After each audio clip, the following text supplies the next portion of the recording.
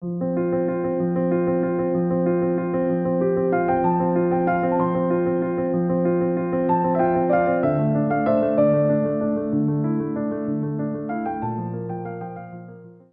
পণ বিষয়টা কেন, এটা জানা দরকার।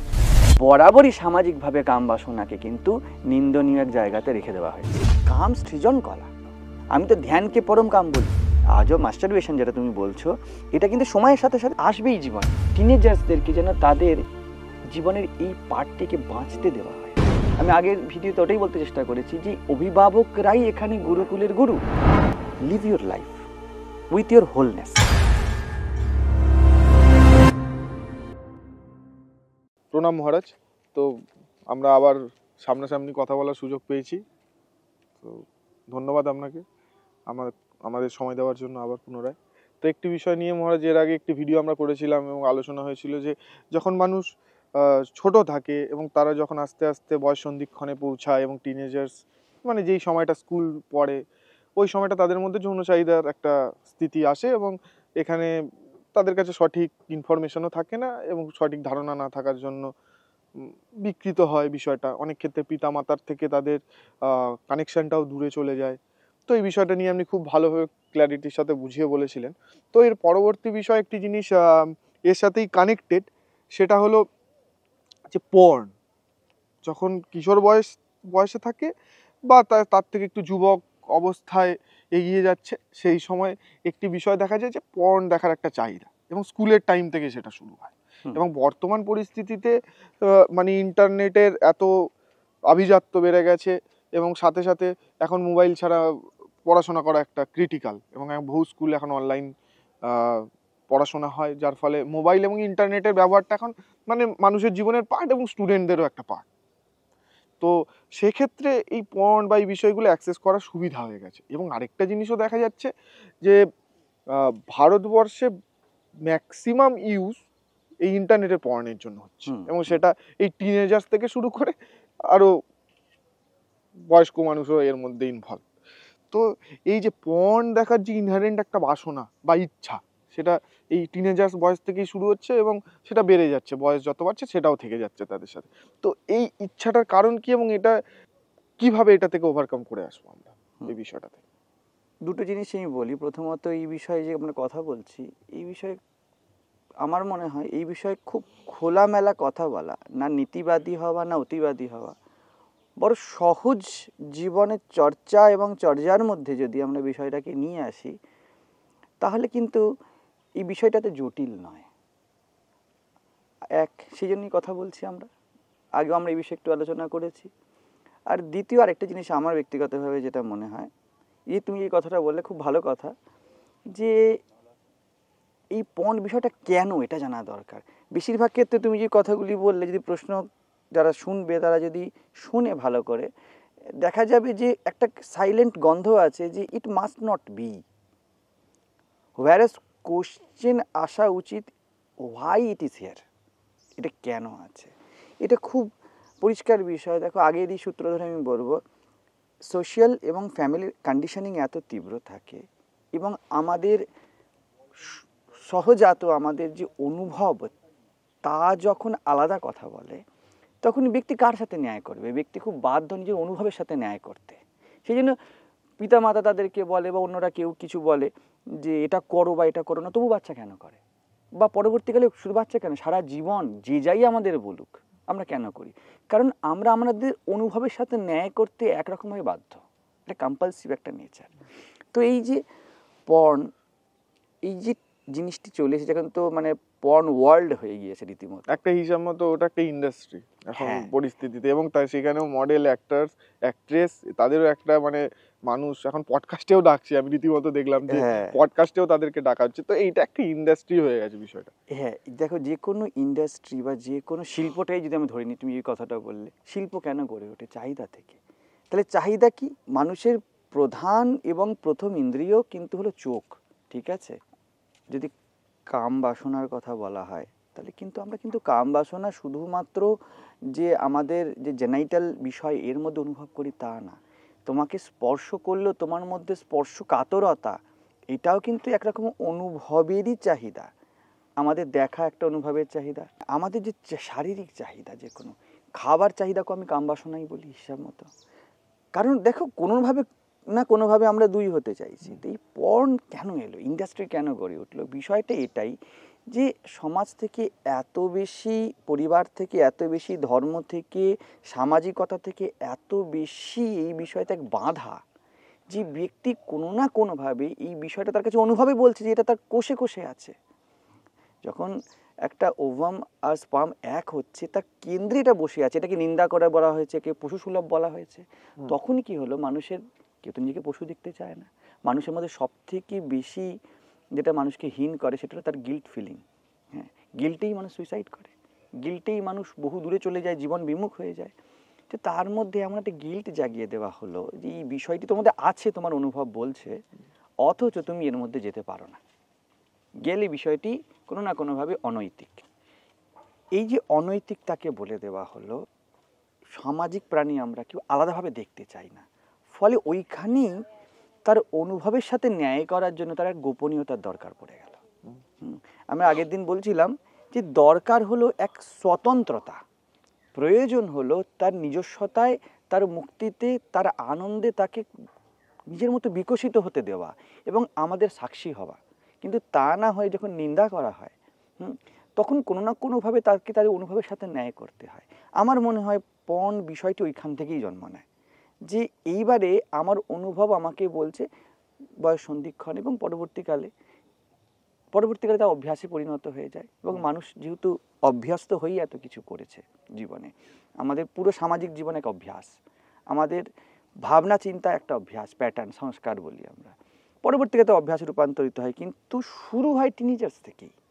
পর্ন অ্যাডিক্টের 82% সমীক্ষা বলছে যে টিনেজ অবস্থাতে শুরু হয়েছে, ঠিক আছে, বন্ধু বান্ধবের মধ্যে থেকে, স্কুলে পড়ার সময়টা, একদম একদম এইখান থেকে শুরু হয়ে যায় যে তোমাকে কোনো না কোনোভাবে এই বিষয়তে অন্ধকার, তুমি জানো না, তোমাকে এই বিষয়ে কথা বলতে দেওয়া হচ্ছে না, তুমি না তোমার প্রফেসরদের সাথে কথা বলতে পারছো না, পিতামাতার সাথে কথা বলতে পারছো।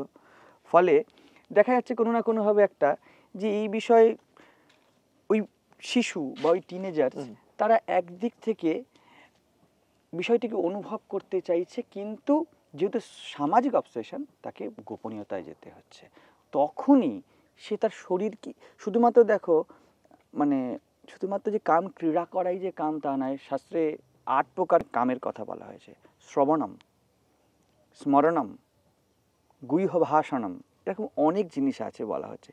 এই যে প্রত্যেকটা জিনিস, এই সবই কিন্তু নিজেকে এক্সপ্লোর করার একটা দিক।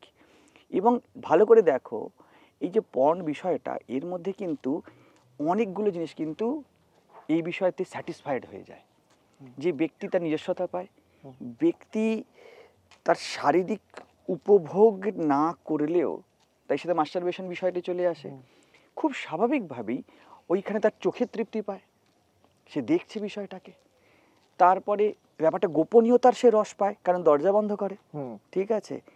এবং এই সব মিলিয়ে আমরা প্যাসিভলি কিন্তু এই বিষয়টাকে একটা হিউজ পার্ট বানিয়ে দিয়েছি জীবনের, যেটা বিষয়ে মানে যেমন ঠিক যেমন কোটি কোটি টাকা অ্যাকাউন্টে রাখা হয় এবং সেই বিষয়ে কথা বলা হয় না, এরমভাবে কাম যা সহজাত ছিল তাকে সহজাত রাখতে দেওয়া হয়নি। তার থেকেই পর্নের হ্যাবিট শুরু হয়ে যায়। এবং তুমি যেটা বলছো যে বেশিরভাগ ভারতবর্ষে ইন্টারনেট কনজামশন এই পর্ন দেখা থেকে শুরু হয়ে গিয়েছে। ফলে ব্যক্তি এর সহজাত অভিব্যক্তি না পেয়ে ওতে প্রবেশ করে যায়, এবং তারপরে সে দেখছে তার চোখের তৃপ্তি হচ্ছে, সেটা একরকম ভোগ, ঠিক আছে, তার কানের তৃপ্তি হচ্ছে। এই জন্য দেখবে একটা হ্যালোজেনেটরি ওয়ার্ল্ড ক্রিয়েট করা হয় ওখানে, যেখানে দেখানো হয় যে কেউ হয়তো কাম ক্রীড়াতে 1 ঘন্টা কাটাচ্ছে, যেটা একরকমভাবে, ঠিক যেমন এই সাবানটি ব্যবহার করলে খুব ভালো একটা ফলাফল আছে কিন্তু কিছুই নেই, বা এই ময়শ্চারাইজিং লোশনটা ইউজ করো, বা আমাদের প্রোডাক্ট ইউজ করুন, পর্ন ইন্ডাস্ট্রি সে বলছে এটা 1 ঘন্টা চলতে পারে, যেগুলি বিকৃতি। তাতে আমাদের যে ইউথ, তারা এরকম বিকৃতি একটা, তাদের একটা ফ্যান্টাসি ওয়ার্ল্ডে চলে যায় যে এমন হতে হবে, এমন হতে হবে। এই সব মিলিয়ে একটা ট্যাবু তৈরি হয়। তো এই বিষয়েতে আমার মনে হয় যে এইটা বোঝা, যে ইন্ডাস্ট্রি কেন গ্রো করলো, এটাই সব থেকে বড় আর মুখ্য জিনিস। যে কোথাও না কোথাও আমরা দুটো জিনিস করেছি, এক, যা সহজাত তার নিন্দা করে দিয়েছি, দ্বিতীয়, এই বিষয়তে পরিষ্কার কথা বলা হয়নি। তৃতীয়, এক রকমের জীবনকে অস্বীকার করা হয়েছে।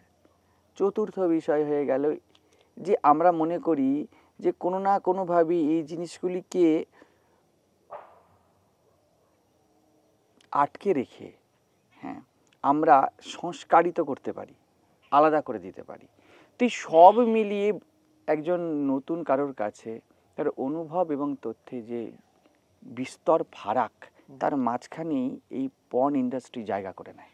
তারা বলে আমি তোমাকে অনুভব তো দেবো, কিন্তু সোশ্যালি তোমাকে কোনোভাবে কন্ডেমড হতে দেব না। ফলে খুব সহজভাবে তা সামনে আসতে শুরু করে এবং শিশুকে তার শারীরিক মানসিক গঠন বিষয়তে পরিচয় করানো হয় না।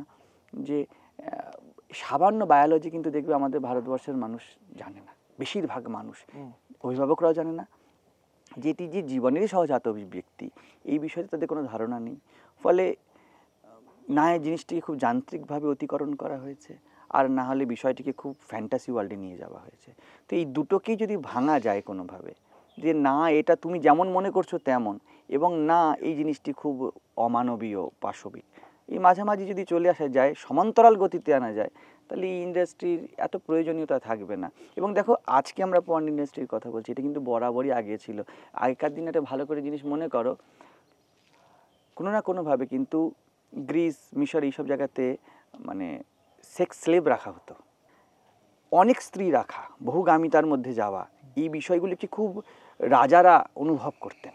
হ্যাঁ, তো ওটাও একরকম কিন্তু পর্ন ইন্ডাস্ট্রি, যে কোনো না কোনোভাবে তাদের আন্তরিক যে অতৃপ্ততা তাকে বিভিন্নভাবে, কিন্তু কাম কলা অন্য জিনিস, কাম শেখা অন্য জিনিস ছিল, কিন্তু এইখানে হয়ে যায় যে নিজের শরীরকে একটা যন্ত্রের মতো করে ব্যবহার করা, এই ব্যাপারটা কিন্তু বরাবরই ছিল। তো পর্ন ইন্ডাস্ট্রিতে ওটা খুব সহজ হয়ে যায়। বিভিন্ন রকম যে বিষয় সামনে আনা হয় তাতে খুব পরিষ্কারভাবে দেখিয়ে দেওয়া হয় যে তুমি আধিপত্য করতে পারো এই বিষয়টার উপরে। তো এই যে মানুষের আধিপত্য করার যে পাশবিক বৃত্তিটা, ওটাও পর্ন ইন্ডাস্ট্রি খুব সুন্দরভাবে সামনে নিয়ে চলে আসে। এবং এর ফলে যে একটা টিনেজার যার কোনো রকম এই বিষয়েতে ধারণা নেই এবং তাকে সামাজিকভাবে আটকানো হয়েছে, তাকে এই বিষয়তে নিন্দাতে নিয়ে যাওয়া হচ্ছে, তার সামনে যখন এত সুন্দর একটা সাজানো গোছানো জায়গা আসতে শুরু করে, যে যেখানে তুমি তোমার ফ্যান্টাসি ওয়ার্ল্ডকে তৃপ্ত করতে পারো, তুমি তোমার গোপনীয় ইচ্ছাকে পূরণ করতে পারো, তুমি কারোর উপরে আধিপত্য করতে পারো, এবং তোমার প্লেজারেবল মোমেন্টে তুমি যেতে পারো, এবং তার উপরে কীভাবে, মাত্র খুব সামান্য পয়সাতে, খুব সামান্য এফোর্টে, এবং তোমার বন্ধু মহলেও এটা খুব একটা নিন্দার্হ বিষয় নয়, এবং দেখবে বন্ধুরা এই বিষয়তে খুব একসাথে বসে এনজয় করে। ফলে এতখানি ফিল্ড যখন সে পেয়ে যায় তার অনুভবের সাথে সামঞ্জস্য রেখে, তখন কিন্তু সে এই পর্ন ইন্ডাস্ট্রিতে খুব ইন্ডালজড হয়ে যায়, এবং এই অভ্যাসটা অনেক সঘন চলতে থাকে। এই কারণ বরাবরই সামাজিকভাবে কাম বাসনাকে কিন্তু নিন্দনীয় এক জায়গাতে রেখে দেওয়া হয়েছে।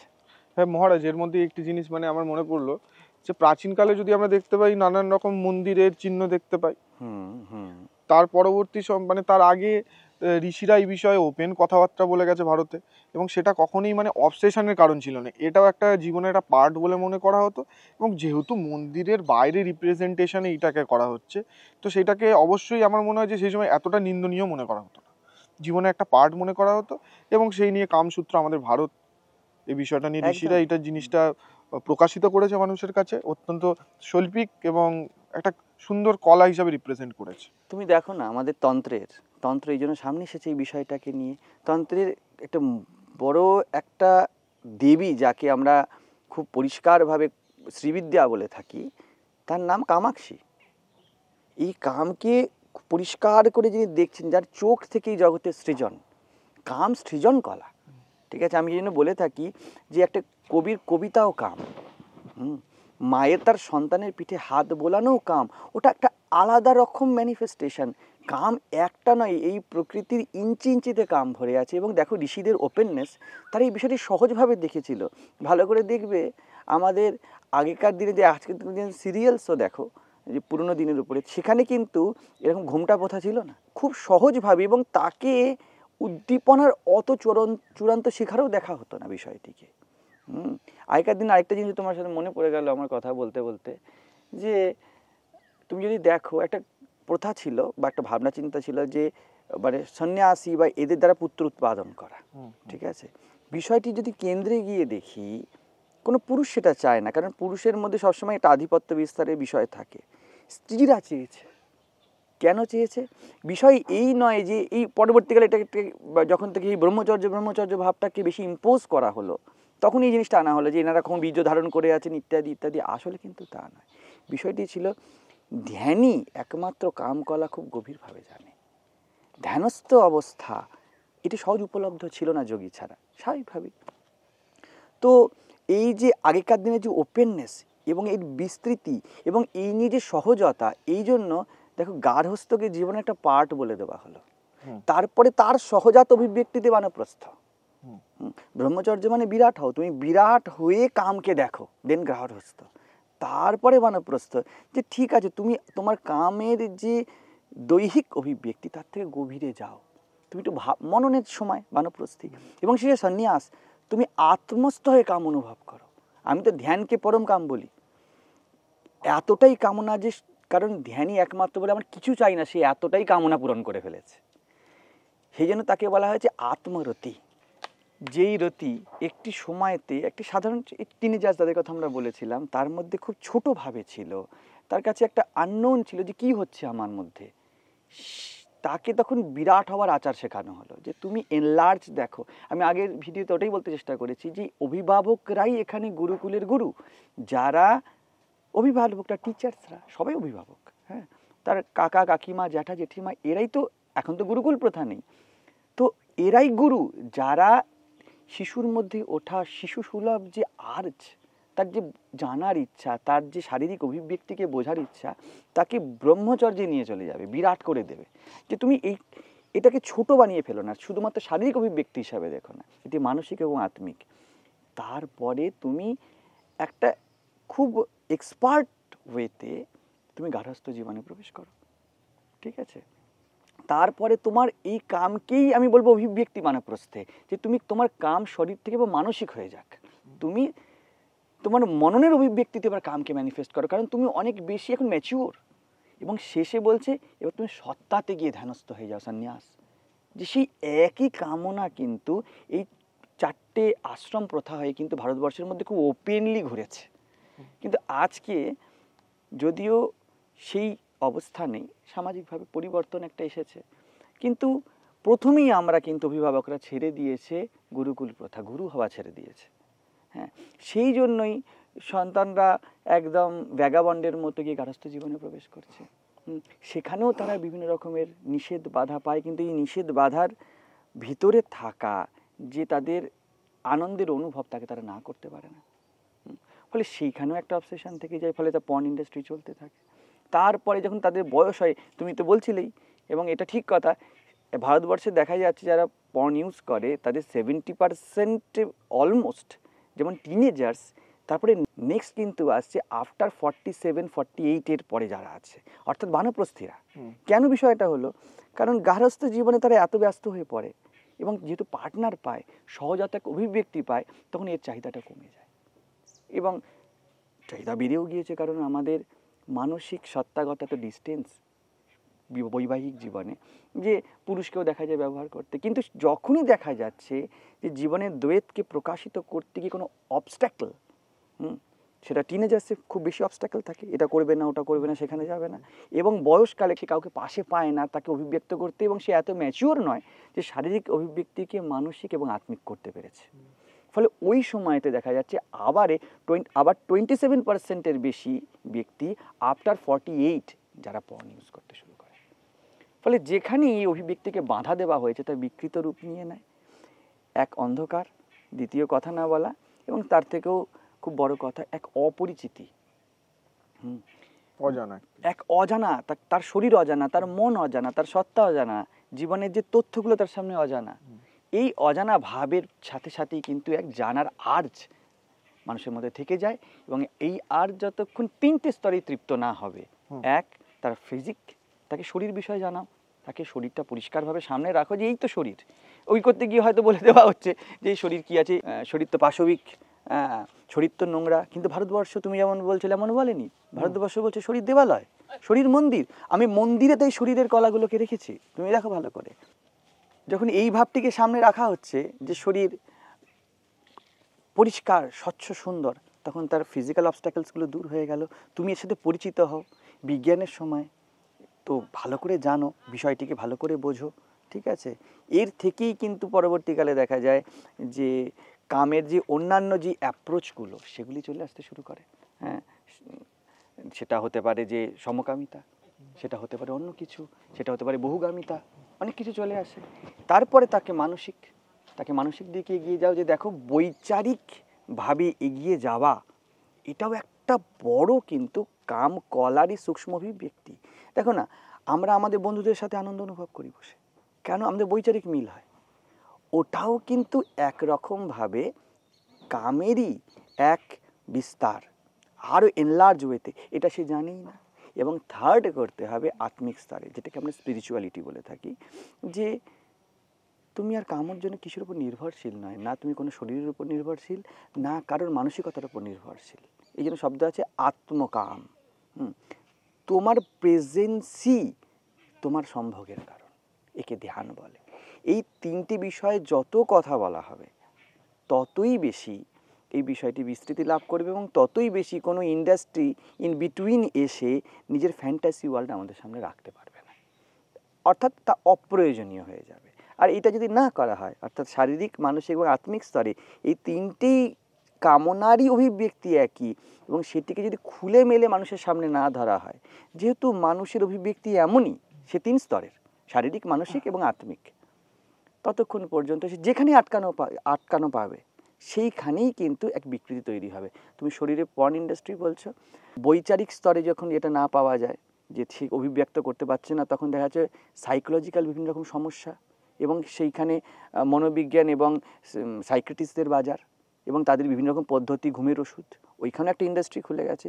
এবং আত্মীয় স্তরে যখন নিজেকে খুঁজে না পাওয়া যায়, তখন গুরুদেব উদ্ধার করবেন, উনি উদ্ধার করবেন, তিনি উদ্ধার করবেন বলে একটা ধর্মের বাজার। তো এই তিনটে বাজারই খুলে যাবে, শারীরিকভাবে পর্নের বাজার বা দেহ ব্যবসার বাজার, বহুদিকে যাওয়ার বাজার, কারণ তুমি যেদিকে যাবে সেদিকে বাধা পাচ্ছ। আর মানসিকভাবে তুমি পেয়ে যাবে, কারোর সাথে নিজেকে শেয়ার করতে পারছো না, সহজাত কথা বলতে পারছো না, তখন তুমি কী করছো? ঘুমের ট্যাবলেট খেয়ে নিচ্ছ। তখন তুমি কী করছো? এই এত মোবাইলের বাজার, একরকমভাবে তো মানসিকভাবে তৃপ্তি দেওয়ার চেষ্টা, তোমার কেউ নেই তবুও তুমি মনে করবে তোমার ফেসবুকে অনেক ফ্রেন্ডস আছে, এই একটা বাজার। আর থার্ড এসে যায় আধ্যাত্মিক জগতে বিভিন্ন রকম অনুভবের বাজার। হ্যাঁ, তুমি ফিল করবে যে তোমার মাথার উপরে কেউ একজন আছে যে তোমাকে সময় প্রোটেক্ট করছে, তুমি আত্মকাম নয়, হ্যাঁ, তুমি অন্যের উপর নির্ভর। সাপেক্ষ একটা বিষয়। হ্যাঁ, যতক্ষণ পর্যন্ত সহজ করে দেওয়া না হবে জীবনকে এই কাম বাসনা বিষয়, ততক্ষণ পর্যন্ত এই তিনটি ইন্ডাস্ট্রি চলতে থাকবে। আর যত সহজ হবে, তাহলে কি এটা থাকবে না? আমি এর বিরোধী নই, এটা যথার্থতায় থাকা প্রয়োজন। হ্যাঁ, যেমন শরীরের স্তরে দেহের সঙ্গী দরকার পড়ে, মানসিক স্তরে বৈচারিক সঙ্গী দরকার পড়ে, এবং আত্মিক স্তরে নিজের সাথে নিজের বোঝাপড়া দরকার পড়ে।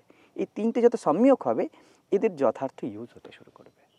মহারাজ, এর সাথে যেই বিষয়টা আসে যে এই কিশোর বয়স থেকেই তো আমরা কিশোরকে নিয়ে কথা বলছি, এবং যুবকদের নিয়ে বা পরবর্তী সময় নিয়ে। এর আগে আমরা মাতা পিতার, পেরেন্টস বা তাদের পারিবারিক যে গুরুজন, তাদের দায়িত্ব, এই যৌনতার বিষয়ে কিভাবে তাদেরকে বোঝাবে বিষয়টা। কিন্তু এর পরবর্তী স্তরেই এখন যেটি আমরা আলোচনা করছি, যেমন যুবক এবং কিশোর বয়স, তো এইখানে পড়ানোর সাথে সাথে স্কুল থেকে বন্ধু বা তাদের থেকে একটু সিনিয়র দাদা বা এরকম পাশাপাশি কিছু মানুষের থেকে তাদের মধ্যে একটি জিনিস আসে, যেটি মাস্টারবেশন। মাস্টারবেশন জিনিসটা আসছে ঠিক এইরকমভাবে যে সে যখন ফার্স্ট মাস্টারবেশন করলো, তার তো আনন্দ হলো, কিন্তু যে কি করলো সে জানলো না। এবং সে কি করলো যদি জানতেও চায়, তার বন্ধু বান্ধবের কাছে সেই সম্পূর্ণ উত্তর নেই, কারণ তারাও একই সমকক্ষ, এবং তাদের কাছে একটা মানে অস্বচ্ছ ধারণা, অথচ সেটা করতে থাকছে। এবং এর সাথে সাথে একটি জিনিস আছে, আমি যেটা দেখেছি, যে এটা একটা মেন্টাল রিলিজ করে মানুষকে, যে ঠিক টিনেজার্স থেকে মানুষের মাথায় বা ছেলেদের মাথায় বা মেয়েদের মাথায় এই বয়স থেকে কিন্তু স্ট্রেস জিনিসটা তৈরি হতে শুরু করে।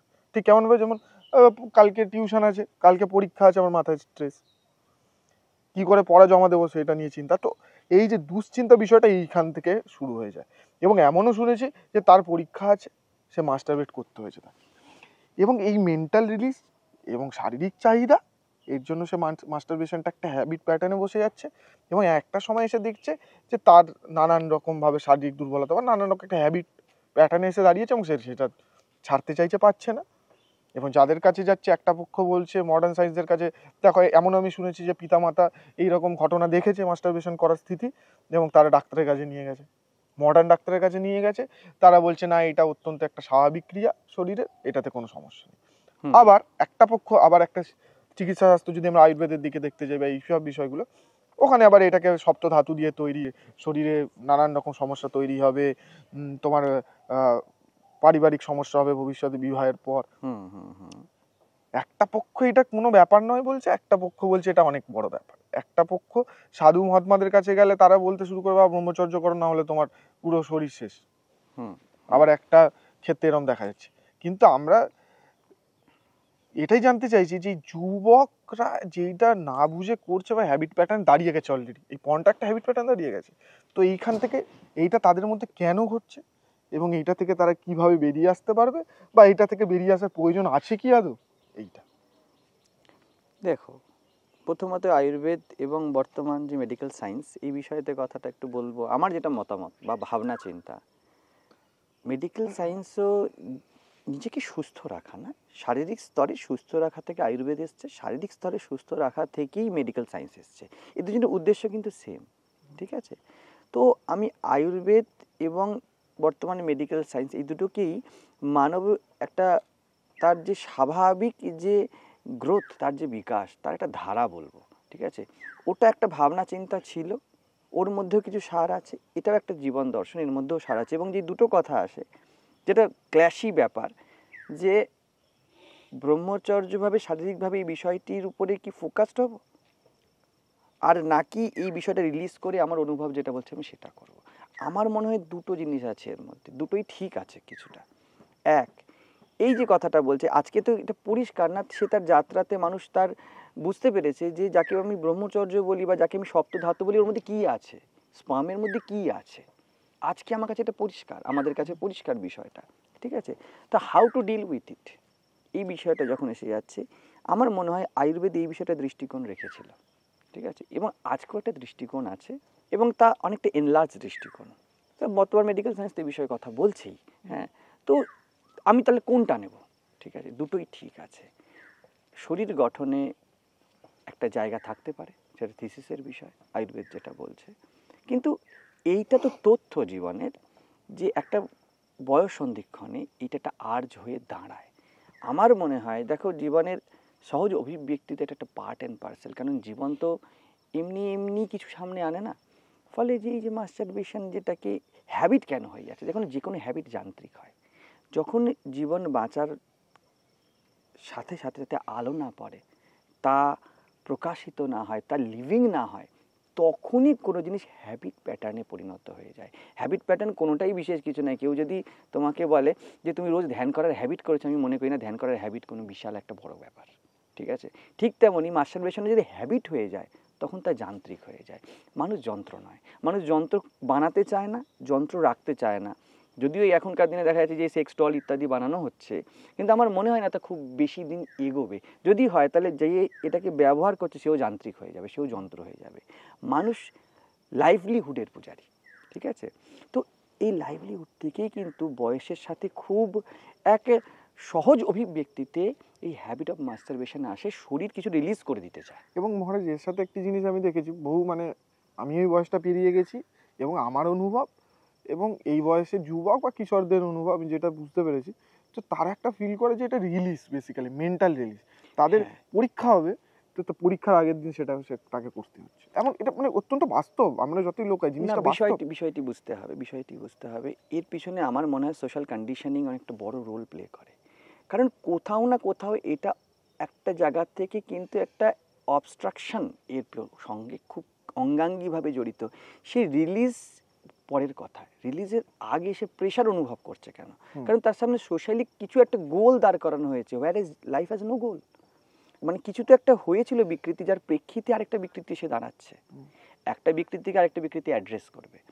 তো প্রশ্ন এটা নয় সে মাস্টারবেট কেন করছে, দুটো জিনিস দেখার, সে মাস্টার বেটি কেন করছে? আর দ্বিতীয়, ওয়ারেস সে কিছুই করছে সে, কারণ তার সামনে এমন কিছু গোল রাখা হয়েছে যেটা তার দেহ মনের সাথে সম্পৃক্ত নয়। ধরো পড়াশোনার কথাই তুমি বলছো, যেটা সাধারণত ছাত্রদের দেখা যায় যে তারা পড়াশোনা সময়তে এটা করছে, এবং এটা পড়াশোনার সময়তে করছে, এবং এই জিনিসটাই এক্সটেনশন হচ্ছে ঠিক তারা যুবক অবস্থায় যখন চাকরি খুঁজছে, চাকরিতে জয়েন করলো, একদমই, এবং তাদের অফিসিয়াল প্রেশার, এই বিষয়গুলো। এই যে প্রেশার শব্দটাকে আমি অ্যাড্রেস করতে চাইছি। Why pressure? কারণ সে জীবনের দাবি, জীবনের যে বিস্তার এবং তার অনুভব এবং জীবনের তথ্যগুলোকে মেলাতে পারেনি।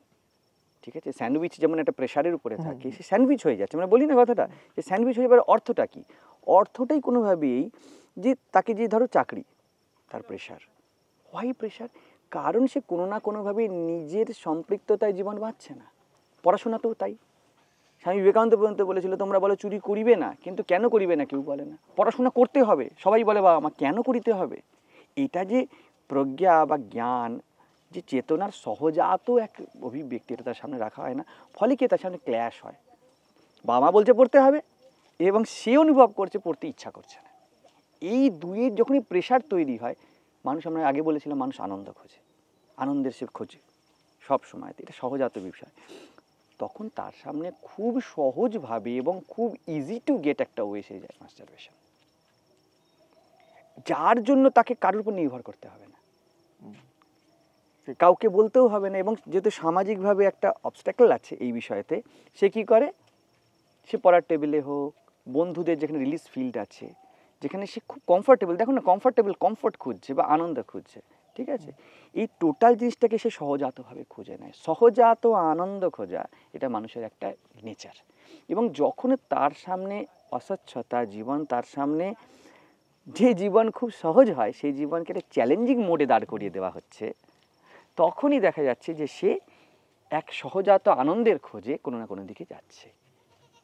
এই যে আনন্দের খোঁজ, এই আনন্দের খোঁজটা বোঝা খুব প্রয়োজন টিনেজার্সদের, তার অভিভাবকদের।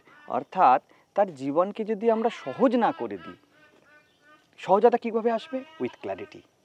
যে তুমি চাকরি কেন করবে, তুমি পড়াশোনা কেন করবে, এই বিষয়ে যদি তার জীবনটা পুরো একটা লিনিয়ার ওয়েতে চলে, তার তথ্য, তার অনুভব, তার ইচ্ছাতে উঠতে থাকে, হ্যাঁ, তার প্রয়োজন, এগুলো যদি একটা সমান্তরাল গতিতে এগোতে থাকে, তাহলে কিন্তু এই আর্টসটা কিন্তু তখনও থাকবে।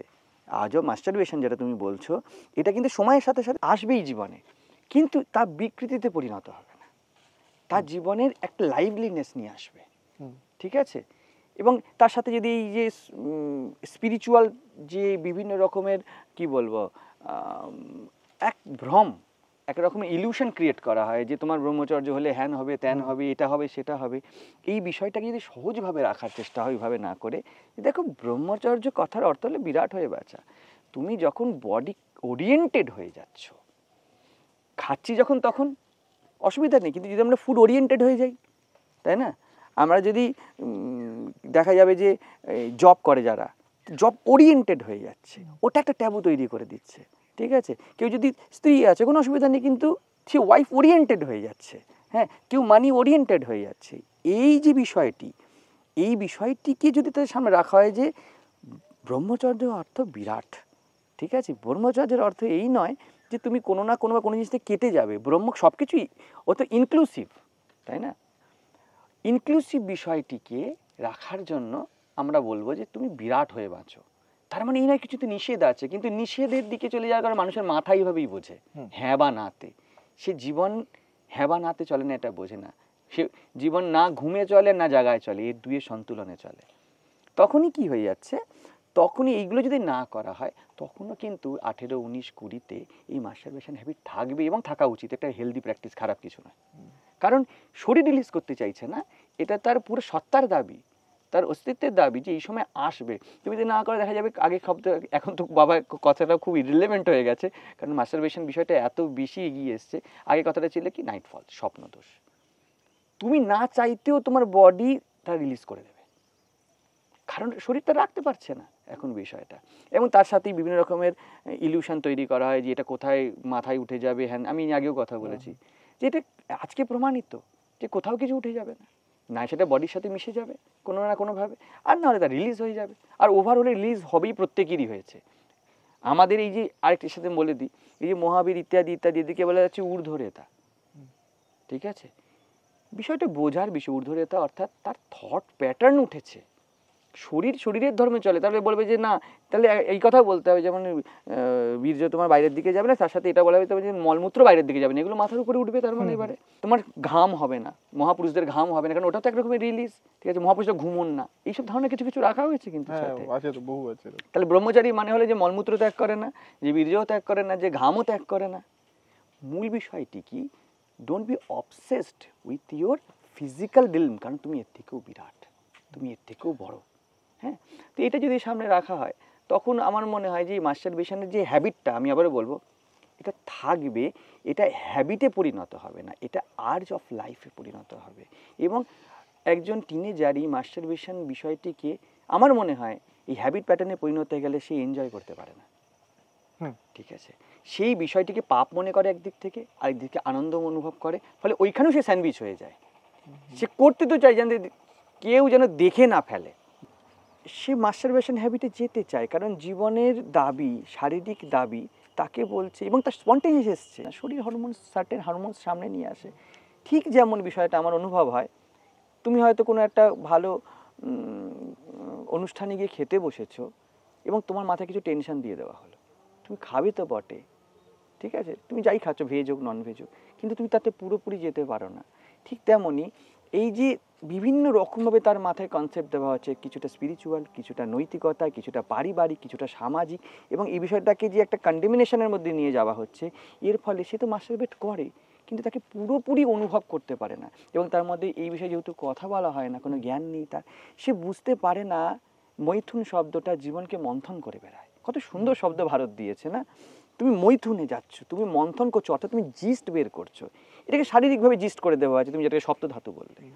কিন্তু বিষয়টি এই সময়ে জীবন সম্পূর্ণরূপে নিজেকে স্কুইজ করে সামনে আনছে।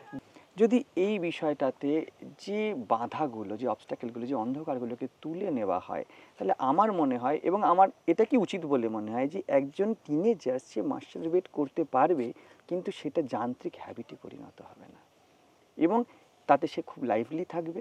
এবং আমার মনে হয় এটা অনেকটা রিলিজ, বিকৃতিতে পরিণত না হতে গিয়ে জীবনকে সহায়তা করে, কিন্তু বিকৃতিতে পরিণত করে এর পথে আসা বিভিন্ন রকম অবস্ট্যাকলসগুলো। একে সহজভাবে জীবনের সাথে সম্পৃক্ত করে নিলে আমার মনে হয় মাস্টারবেশন তো থাকবে জীবনে, কিন্তু তার যান্ত্রিক হ্যাবিটে পরিণত হবে না, এবং সে তার রোল নির্দিষ্ট সময় দিয়ে প্লে করে স্লোলি আপনা থেকেই, যেমন সূর্য ওঠে অস্ত যায়, ও আপনা থেকেই চলে যাবে। কিন্তু যেমন শত্রু আর মিত্র দুজনকে বিষয়ে কথা বলি, তাকে অ্যাক্টিভ রাখা হয়। এই বিষয়তে কথা বলে, এবং এই বিষয়ের সাথে কথা বলা হচ্ছে কি, এই বিষয়ে কথা বলো না, কথা বলা হচ্ছে কিন্তু এই বিষয়ে কথা বলো না বলে একে জীবন্ত রাখা হয়েছে। এবং টিনেজার্সদেরকে যেন তাদের জীবনের এই পার্টটিকে বাঁচতে দেওয়া হয়নি। তারা যদি এই মাস্টারবেশনটাকেও ভালো করে বেঁচেও নেয়, তাহলে আমার মনে হয় তা চলে যায়, কারণ প্রত্যেকটা জিনিসের জীবনে একটা রোল আছে, এবং সেটা রোলটা প্লে করে সে চলে যাবে। এবং যেহেতু এই রোলটাকে ভালো করে প্লে করতে দেওয়া হয় না, সেই জন্য রোলটা লম্বা চলতে থাকে, এবং এটা হ্যাবিট হয়ে যায়, বয়স্কদের মধ্যেও এই হ্যাবিট দেখা যায়। এর কোনো প্রয়োজন থাকবে না আমার তখন মনে হয়। তো মহারাজ, এই বিষয়টা তো খুব সুন্দর ক্ল্যারিটি দিলেন। তো এখানে আমার মানে শেষ একটি জিনিস বলার আছে, যে আপনি যারা ধরুন এই পডকাস্টটা দেখছে, যুবক বা কিশোর, তাদের জন্য আপনার এই বিষয়ে কি শেষতম নির্দেশনা, যে কিভাবে বিষয়টা দেখতে হবে এবং কিভাবে তারা এই জিনিসটাকে নিয়ে যাতে অবসেশনের কারণ না হয় তাদের জন্য, শুধুমাত্র যুবক এবং কিশোর বা যুবতী যারাই আছে তাদের জন্য? প্রথম তো একটা খুব সহজ কথা বলবো, একদম মানে বাস্তবের ধারাতে এসে প্রত্যেক যুবক যুবতীর বায়োলজিক্যাল একটু নলেজ থাকা দরকার, যে বিষয়টা কি, এবং আজকে সেটা খুব অ্যাভেলেবেল, উইদাউট এফোর্ট আমরা পেতে পারি। দ্বিতীয় বিষয়টি হলো যে আমার যে মূল মেসেজ ফিজিক্যাল স্তরের পরে, এবারে মেন্টাল স্তরে জ্ঞান এলো, শরীর তাকে যে অনুভব দিচ্ছে সেটা তার হাতে আছে। শরীরের অনুভবে তাদের জাগতে হবে, কারণ আমরা বেশিরভাগ যান্ত্রিক হয়ে গেলে শরীরকে অনুভবও করতে পারি না ভালো করে, না খাওয়া না ঘুম, আমরা সবসময় কোনো একটা ছুটে আছি, কোনো দৌড়ে আছি। আমাদের সবার আগে ফিজিক্যাল রিলমে একটু অ্যালার্ট হতে হবে, সচেতন হতে হবে। তো যুবক যুবতীর কাছে সবথেকে বেশি বড় অপশান, যে তারা চাইলেই এখনও জীবন তাদের একদম হাতে আছে ফিজিক্যাল রিলমে, কারণ তারা জীবনকে এখনো কোনো একটা স্ট্রাকচারে ঢেলে ফেলেনি।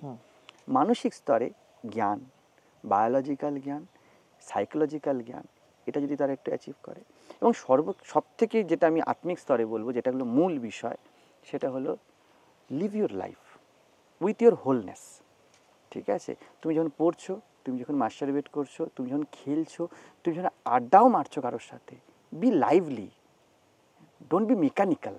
এই মেকানিক্যাল যখনই কিছু হয়ে যায়, তখনই তার শুধুমাত্র রিপিটেটিভ প্যাটার্নে পরিণত হয়ে যায়, এবং সেটার যে পারপাস সেটা সিদ্ধ হয় না। চক্রের মতন ক্রিয়া। একদম, আমি বলবো তুমি পড়ো যখন, ঠিক আছে, তুমি পড়ো, খুব আনন্দের সাথে পড়ো। কেন পড়ছি জেনে পড়ো, আমি 3টে স্তরে বলছি কথা। কি পড়ছি বুঝে পড়ো, কেন পড়ছি জেনে পড়ো, এবং উইথ লাভ আত্মিক স্তরে, উইথ ওয়াননেসে পড়ো। ঠিক তেমনই সেম মাস্টার বেটেও, ঠিক তেমনই তোমার বন্ধুর সাথে, তেমনই তোমার গার্লফ্রেন্ডের সাথে, তেমনই পিতামাতার সাথে। এই 3টে স্তরে তোমরা খুব জীবন্তভাবে থাকো, যাতে তোমরা যেটাই বাঁচছো সেটা হোললি বাঁচতে পারো।